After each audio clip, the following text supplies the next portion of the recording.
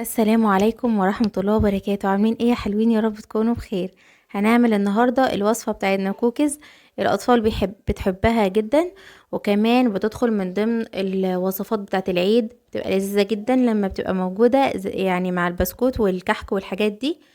فهنعملها النهاردة اقتصادية جدا، ومفيش إضافات كتير، وسهلة ومتاخدش وقت. يعني هتعمليها بأسرع ما يمكن. هتحضريها في 5 دقايق. معايا كده كوكيز، عملنا نصه بالشوكولاتة ونصه بالفانيليا. شايفين كده هي من جوه بتكون هشة وحلوة جدا، وزي ما قلنا اقتصادية، مفيش مكونات كتير في الوصفة بتاعتنا بتاعت النهاردة. دي كده اللي بالفانيليا. شايفين السوا بتاعها حلو جدا.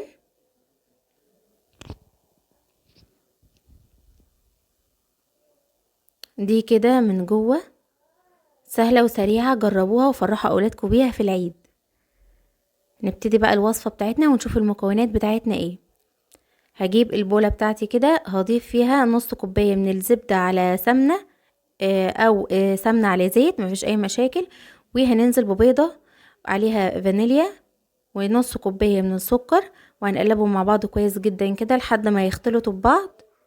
وهننزل بكوباية ونص من الدقيق، عليهم معلقة كبيرة من معلقة صغيرة من البيكنج باودر، وذرة ملح. وهنبتدي ان احنا نقلب الخليط بتاعنا كويس جدا. هبتدي كده تقلبيه بالمعلقة او بايدك، مفيش اي مشاكل، لحد ما هتلم معاكي. هي العجينة بتلم بكل سهولة. عايزاه بالفانيليا بس هتكتفي بيه على كده، او هتزودي معلقة دقيق كمان. لو عايزاه بالفانيليا هتزودي معلقة دقيق وهتسيبيه على كده. لو عايزاه بالشوكولاتة هتزودي معلقة كاكاو خام، بس يكون نوع كويس، وهتكتفي بكده. لو عايزة العجينة زي انا ما هعمل كده هتقسميها نصين، هتضيفي على النص اللي بالفانيليا معلقة دقيق وتعجنيها كويس، والنص التاني معلقة كاكاو خام وتعجنيها كويس. احنا مش بنعجن عجن، احنا بنقلب بس كده لحد ما الدقيق او الكاكاو بيختفي معانا. ده كده النص اللي بالفانيليا اللي هو السادة. ضفت له معلقة من الدقيق وقلبته كده كويس. اول ما المعلقة اختفت خلاص بنوقف عجن. والنص التاني هضيف له معلقة من الكاكاو الخام، معلقة كبيرة، ويكون نوع كويس لان طعم الكاكاو بيفرق.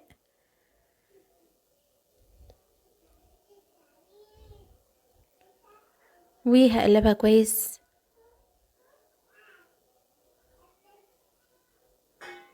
ده كده النص اللي بالشوكليت.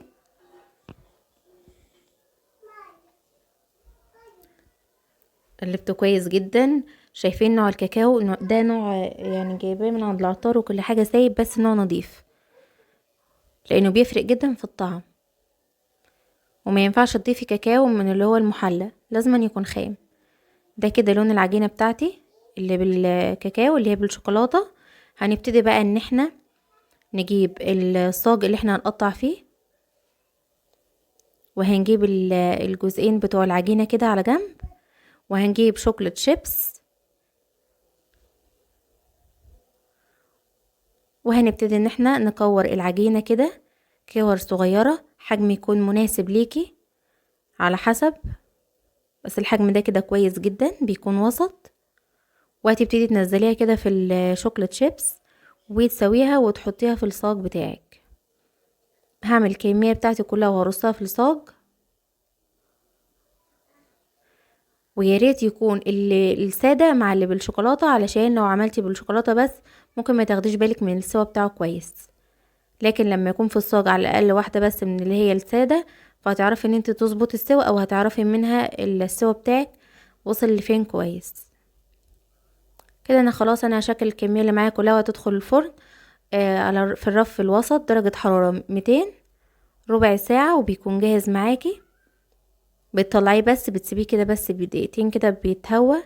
لو انت لقيتيه طري يعني ما تخافيش، هو بعد كده بينشف وبيمسك نفسه.